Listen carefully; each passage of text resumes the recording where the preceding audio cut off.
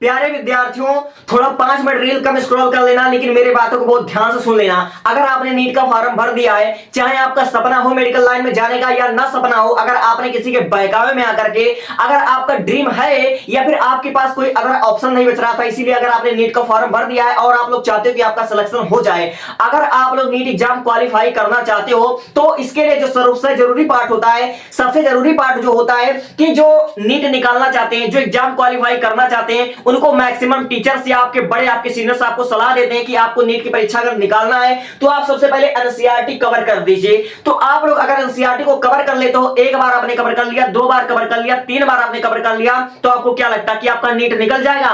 मुझे नहीं लगता कि एनसीईआरटी कवर कर लेने से आपका नीट निकल जाएगा। हां, आपकी प्रिपरेशन बहुत अच्छी हो सकती है, आपके कॉन्सेप्ट क्लियर हो सकते हैं, लेकिन आपका नीट निकल जाना इतना आसान नहीं हो सकता मेरे दोस्तों। इसलिए अगर आप लोग ये सोचकर मन ही मन खुश हो रहे होंगे कि मेरा एनसीईआरटी कवर हो चुका होगा और जिस दिन मेरा पेपर आएगा मैं बहुत अच्छा कर ले जाऊंगा, तो ये शायद बायोलॉजी के लिए आपका अच्छा हो सकता है। हो सकता है कि अगर आपका पूरा एनसीईआरटी कवर हो चुका तो आप लोग बायोलॉजी में 80% अच्छा कर जाए, लेकिन केवल एनसीईआरटी कवर कर लेना ये बड़ी बात नहीं होता है। यानी कि एनसीईआरटी कवर कर लेने से आपके सिलेक्शन के चांसेस नहीं बढ़ते हैं, ये सिर्फ आप अपने मन को दिलासा दे सकते हैं कि मैं एनसीईआरटी कवर कर चुका हूं, मेरे सिलेक्शन के चांसेस बढ़ जाएंगे। एनसीईआरटी कवर कर लेने से आपका प्रिपरेशन अच्छा हो जाएगा, लेकिन आप लोग उतना अच्छा नहीं कर पाओगे, ठीक है। तो फिर उसके बाद बहुत से बच्चों का जो ये होता है, ये वो सोचते हैं कि पीवाईक्यू हमने कवर कर रखा है, हमने पिछले 20 साल के, 15 साल के, 10 साल के हमने पीवाई को कवर कर रखा है, इससे मेरे सिलेक्शन के चांसेस हो जाएंगे।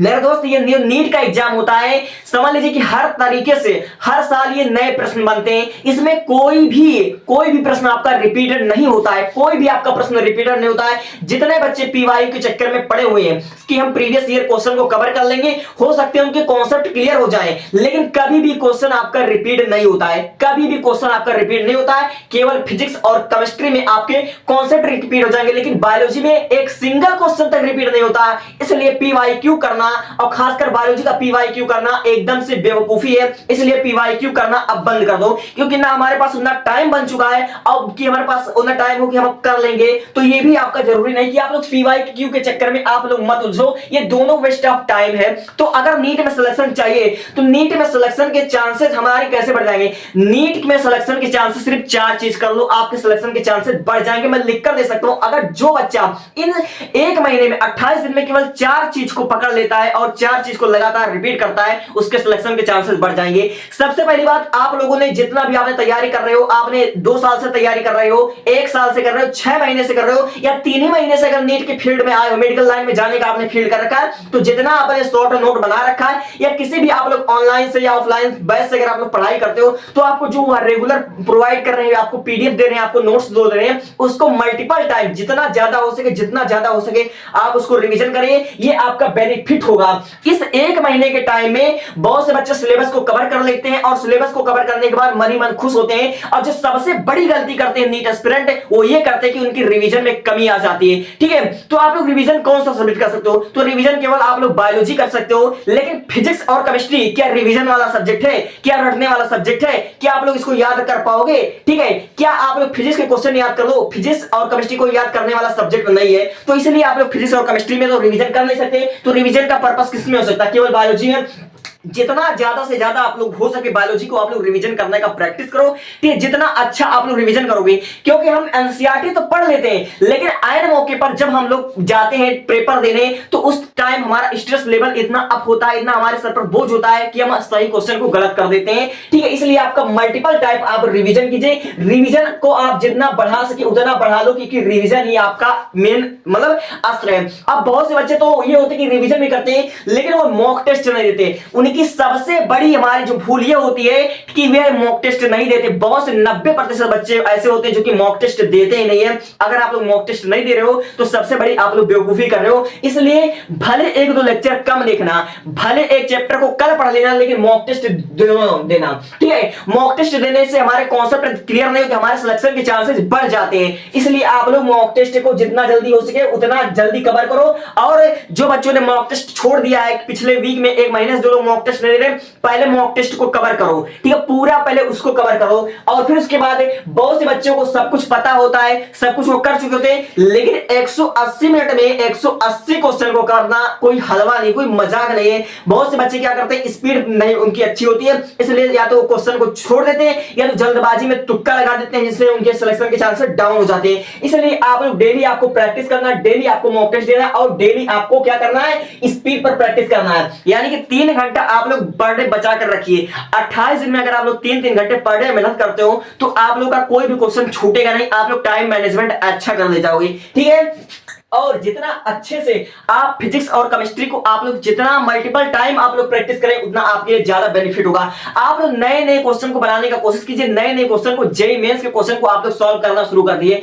फिजिक्स और केमिस्ट्री में आप लोग जेईई मेंस के क्वेश्चन को सॉल्व करना शुरू कर दीजिए। और ये समझ लीजिए कि एनसीईआरटी कवर कर लेने से आपके सिलेक्शन के चांसेस नहीं हो जाएंगे, क्योंकि जितना भी नीट एस्पिरेंट मतलब तैयारी करते हैं नीट का, सब लोग तो एनसीईआरटी पढ़ रहे हैं। अगर सभी लोग मतलब एनसीईआरटी पढ़ करके नीट निकाल लेते तो फिर काहे किसी का मतलब 1 साल ड्रॉप लेना पड़ता है, काहे 2 साल ड्रॉप लेना पड़ता है। एनसीईआरटी कवर कर लेने से अगर सब कुछ हो जाता है तो एनसीईआरटी तो बहुत छोटी चीज है। एनसीईआरटी आपका 400-500 पेज का है, वो तो आपका 6 महीने में ही कवर हो जाएगा, वो आपका 3 महीने में ही कवर हो जाएगा। लेकिन क्या एनसीईआरटी कवर कर लेने से आपके सिलेक्शन के चांस बढ़ जाएंगे? मुझे नहीं लगता कि एनसीईआरटी कवर कर लेने से आपके सिलेक्शन के चांसेस बढ़ जाएंगे, क्योंकि एनसीईआरटी तो समझ लीजिए बायोलॉजी भी 100% आपका दावा नहीं कर सकता कि आप लोग एनसीईआरटी पढ़ के जाओ, बायोलॉजी आपका 100% फंस जाएगा। एनसीईआरटी से केवल आपके कॉन्सेप्ट क्लियर हो जाते हैं, आपका 80% बायोलॉजी के क्वेश्चन बन जाते हैं, ठीक है। लेकिन केमिस्ट्री और फिजिक्स में एनसीईआरटी में शॉर्टकट तरीके से दिया होता है कि एनसीईआरटी कवर कर लेना बड़ी बात नहीं होता है। इसलिए फिजिक्स और केमिस्ट्री में जितना अधिक हो सके आप लोग उतना अधिक आप लोग केवल प्रैक्टिस कीजिए और जेईई मेंस के क्वेश्चन बनाने शुरू कर दीजिए। नीट का तो आप लोगों ने बहुत कुछ कर लिया है, ठीक है, आप जेईई मेंस के क्वेश्चन को आप बनाना शुरू कर दीजिए। अब आप क्या कीजिए, अगर आपको ऐसा लग रहा हो कि हम 1 महीने में हमारा सिलेबस अभी तक कवर नहीं हुआ है, हमने बहुत सारे इंपॉर्टेंट क्वेश्चन को नहीं पढ़ा है, तो काम कीजिए कि आप लोग चैप्टर वाइज पढ़ना बंद कर दीजिए। क्योंकि आप लोग अच्छी तरह से जानते हो कि आप लोग एक चैप्टर पढ़ोगे, एक चैप्टर पढ़ने में अगर आप लोग लेक्चर देखोगे कोई, तो आपका 4 घंटे 5 घंटे वन शॉट में ही लग जाएंगे, पढ़ोगे तो भी आपके ज्यादा टाइम वेस्ट होगा। इसलिए आप क्या करो कि जो मोस्ट इंपॉर्टेंट टाइप है, जो मोस्ट इंपॉर्टेंट टाइप के क्वेश्चंस हैं, उसी को कवर कर लो, उससे आपके सिलेक्शन के चांसेस बढ़ जाएंगे। क्योंकि एक चैप्टर से आपके 1 या 2 क्वेश्चन आएंगे। टोटल आपकी बायोलॉजी में मैं बात कर लूं तो 90 क्वेश्चन होंगे, 45 क्वेश्चन आपका फिजिक्स में, 45 क्वेश्चन आपका केमिस्ट्री में होगा। तो क्या सब कुछ एकदम से बराबर आएगा? हर एक चैप्टर से 10-5 क्वेश्चन आएंगे? नहीं, एक चैप्टर आप लोग पढ़ोगे उसमें से केवल आपका 1 क्वेश्चन या 2 क्वेश्चन आएगा, और वो कौन सा होगा? वह मोस्ट इंपॉर्टेंट रिपीटेड सबसे ज्यादा जो इंपॉर्टेंट टॉपिक होगा वहीं से आएगा।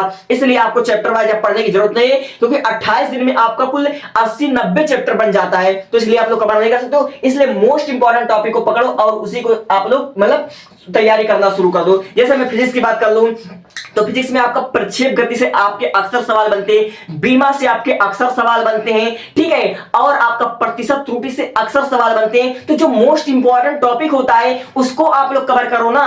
फालतू में चैप्टर पढ़ने से क्या फायदा है? उतना हमारे पास ना टाइम बचा हुआ है और हमारा केवल वेस्ट ऑफ टाइम होगा। अगर हम एनसीईआरटी को कवर करके खुश हो रहे हैं तो हम समझ लीजिए अपना टाइम बर्बाद कर रहे हैं। अगर हम बार बार पीवाईक्यू कर रहे हैं तो भी मुझे लगता है कि हम अपना टाइम ही बर्बाद कर रहे हैं, क्योंकि जितना देर आप लोग पीवाई करोगे इससे अच्छा आप लोग रिवीजन पर ध्यान दीजिए, मॉक टेस्ट पर ध्यान दीजिए, स्पीड बढ़ाइए, प्रैक्टिस कीजिए, इंपॉर्टेंट टॉपिक को कवर कर लीजिए। ये आपके लिए ज्यादा बेनिफिट रहेगा। Thank you.